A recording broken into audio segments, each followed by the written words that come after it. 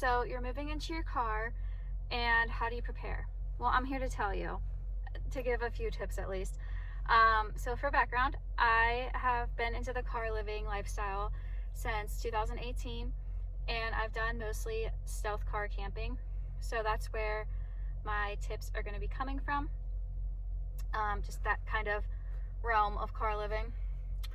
Let's see, if you're going to ask me what my number one tip for preparing to live in your car is, I would say, if you can, before you even move into your car permanently, while you're still living in an apartment or a house or whatever, practice living in your car. So I'd say spend at least a week doing car living while you still have that house or apartment, because one, you'll learn how to sleep in a car, which it's so different when you move into your car and you sleep in a car. People don't realize it because, like, the noise, for example, there's so much more different noise that you deal with sleeping in a car than you do in a house or an apartment. Like, for example, if you plan on sleeping at truck stops, you'll want to get used to the sound of semis running all the time, and people driving in and out, getting gas, people's car doors slamming, people talking to each other or yelling at each other, or dogs barking, whatever. Same thing with rest areas, same thing with Walmarts. You just want to get used to the noise. Also, with practicing sleeping in your car, you'll want to learn how to set up your bed, because I feel like that's one of the most important things when it comes to setting up your car is the bed. It doesn't have to be anything fancy either. My bed is literally, it's a foam padding, $20 foam padding that I got at Walmart, and then my Cabela's 0 degree sleeping bag on top of that. And then I have a Teenage Mutant Ninja Turtle blanket, and that's it. Some people go fancier, some people get like actual mattresses and whatever. It's up to you, really. I'm comfy with what I have set up, and so you just want to figure out, like, it's nice to prepare that beforehand, so you're not waking up with, your body aching or not even getting any sleep at all because your bed's not set up right. And that also, I think, with preparing to live in your car, when it comes to practicing staying in your car beforehand, before you permanently move into it, it helps to organize your car, figure out what you want to actually carry around with you in your car, and what you realize, oh, I actually don't need to bring this with me. I can, either give it away or put it in a storage unit or whatever you plan on doing with your items when you move into the car. And yeah, I'd say the next thing I would do to prepare to live in your car is figure out where you're going to get your mail sent to. So you can either have a trusted family member or a trusted friend. You can use their address.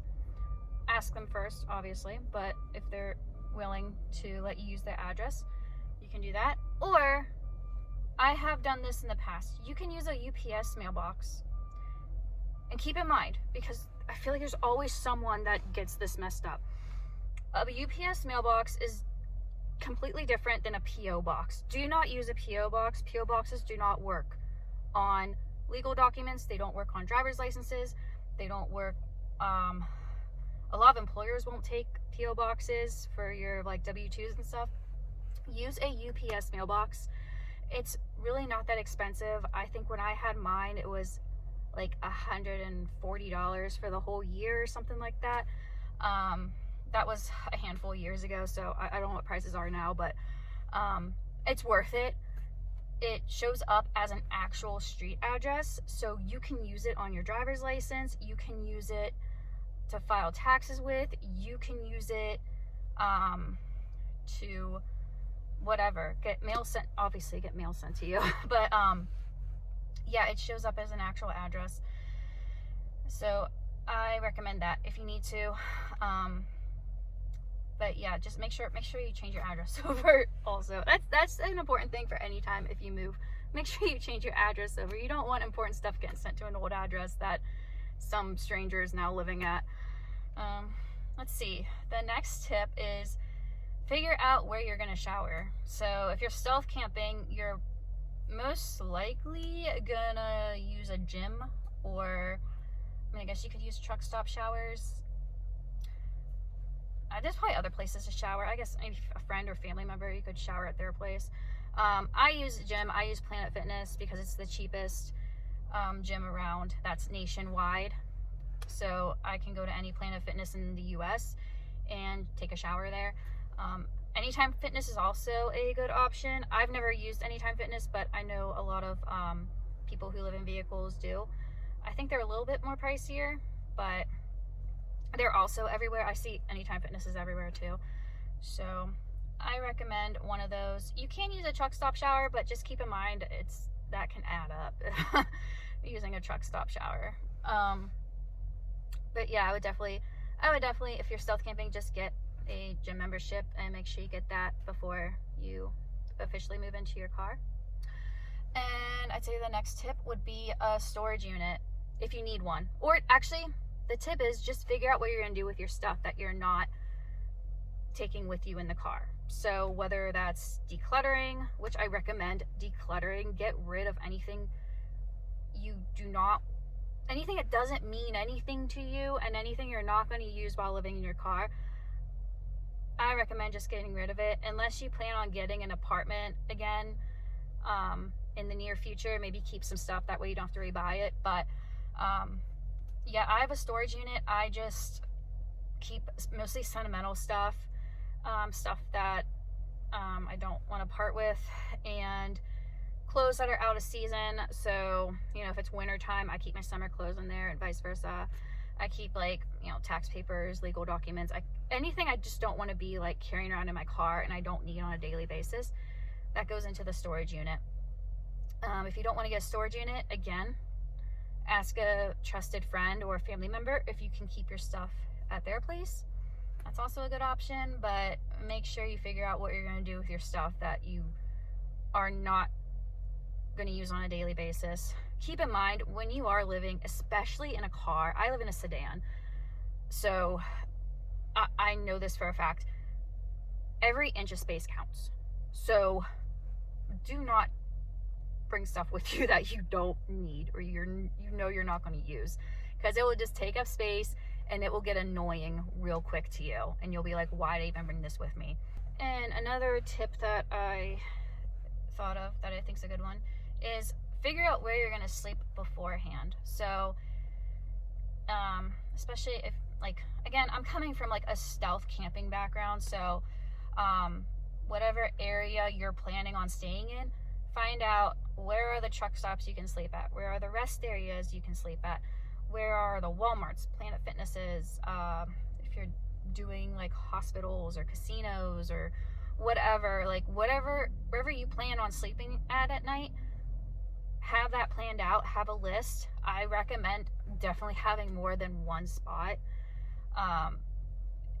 just for safety reasons, because you don't know who's watching you. So it's just good to have a rotation.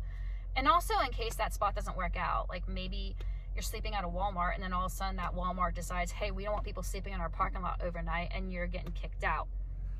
You want to have a backup plan of where to go. So yeah, definitely have a rotation of places that you know of beforehand. Okay, I thought of another one. Originally I was gonna plan this video out better. I was gonna have a list and be reading off of a list of stuff, but that just wasn't happening because my life's just been really busy right now. So I'm just kind of thinking of stuff off the top of my head. Have some type of defense system, whatever weapon of choice you decide on. I'm not going to name any because I know YouTube doesn't like certain words, I don't think, anymore. So, but you get my drift. Have some type of defense system. You don't know. I mean, I think that's for anything. Even if you're not living in your car, I think everyone should have some type of defense system. You know what I'm talking about. have some type of protection on you, no matter who you are, no matter where you're living. The world's freaking crazy right now. So I mean, it's always been crazy, but it's still crazy. So yeah, just always be prepared. Hey, so it's the next day. I just thought of something else that I think would be a good tip, and that is, think about your food. What are you going to eat while you're living in your car? Like me personally, I keep food in my car. I keep snacks. I keep, it depends on the climate, on the temperature. That's the thing you have to look at too. So are you going to be living in your car in very cold temperatures? Because if you are, just know, like, anytime it gets, I'd say like in the 20s and below, your car becomes a freezer. So anything you put in your car, just be ready for it to be frozen. Also, if you're living in really hot climates, so like, you know, when it's 80, 90 degrees outside, your car gets very hot and things will go bad very quickly in your car if they're perishable. So make sure you think about that. I think it helps to plan out what you plan on doing for meals and stuff like that. I personally don't get takeout or drive through very often just because I don't like spending money. But so yeah. And also you can also kind of prepare with like getting a cooking device. So I have a little butane burner that I mostly use. I do use it in my car. I know some people don't like to use that kind of stuff in their cars, and I understand that. I was like that for the longest time. But I mostly just use it to boil water in the car. I don't really cook meals. I don't saute vegetables or anything like that. If I do that, that's outside. But yeah, I think it's really handy to have something that you can at least like boil water with and make coffee or tea, or the cup of soups where you just add boiling water to them, and then that's an easy meal to make. I think that's really helpful too. So yeah, that's just something to take into consideration and to think about before you permanently move into your car. Okay, back to the actual video. This is going to be my last piece of advice, because off the top of my head, this is truly the only other basic piece of advice I can give you is have fun and make the most of it. I know not everybody chooses to live in a car. Some people, you know, that's their last resort. They don't want to be moving into their car, and I know that has to be very tough. But just make the best of it. It's really not that bad. It's really not. I think society makes it look worse than what it actually is. Again, I'm someone that has always chosen to live in their car. I really enjoy the lifestyle, so I'm a little bit biased, but really just make the most of it. Like, go explore places you wouldn't normally go. Like, it gives you more of an opportunity to go to parks, go to different like museums, libraries. You're not paying rent anymore, so you know, I mean, I like to save money, so I'm not a big spender, but I still do have that nice if I want to go and do something and it might cost some money to do, I can do it, you know? Like, it's really nice because I'm not paying all this money to live somewhere. But yeah, and also get out of your car too. Don't just sit in your car all day. I feel like people who don't live in their car, sometimes they think like, oh, you live in your car, you just sit in your car all day and do nothing. No, my car is just a place for me to sleep. It's just a place for me to sleep and keep stuff that I use on a daily basis in. But like, I mean, I have a full-time job, and when I'm not at work, if it's my day off or whatever, that's when I do my hiking. That's when I go to state parks and go camping. If there's especially a free museum, like a lot of art museums are free, stuff like that, I always go check those out. Libraries, I've always loved libraries. Coffee shops, those are always fun. You can get into like a lot of different like hobbies, activities, meetup groups. Just go out, make the most of it. You know, get out of your comfort zone and do stuff you might not normally do. I think living in your car is just, it's very freeing. And it really shows you like how little you need to survive on. You really don't need that much stuff. A lot of the stuff you have like in your apartment and your house, those are just luxury items that are nice to have, but you don't need them to survive. And I think it really shows you, again, how little you need, and also how strong you are as an individual by, you know, being able to live in a car and being able to live with such few items, and, you know, the challenges that come with living in a car. But yeah, that's my last piece of advice, is just make the most of it and have fun, because I don't know, I think it's a great lifestyle. So yeah, I hope this helps if you are preparing to live in your car. If you have any suggesting, sorry, I can't talk. I just got out of work, so I'm ready to like get in my PJs and go to bed. I know the sun's still out, I don't care. But yeah, if you have any suggestions, leave them in the comments below, and I will see you guys in the next video. Bye.